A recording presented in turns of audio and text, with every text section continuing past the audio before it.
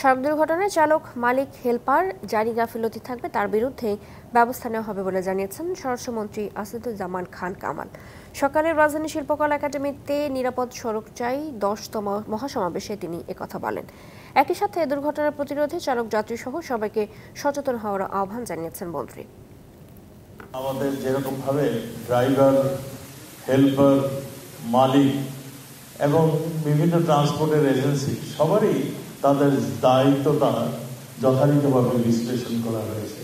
কে কোন দায়িত্বে থাকবে, কার গাফিলতি হলে কি ধরনের শাস্তি তারা ভোগ করবে, সবকিছু এখানে পরিষ্কারভাবে করা হয়েছে এবং ফাইনের আওতাটাও বাড়ানো হয়েছে, যাতে করে আমরা চাই দুর্ঘটনা কমুক। আমরা চাই আর যেন কোনো দুর্ঘটনায় কেউ মৃত্যুবরণ না করে।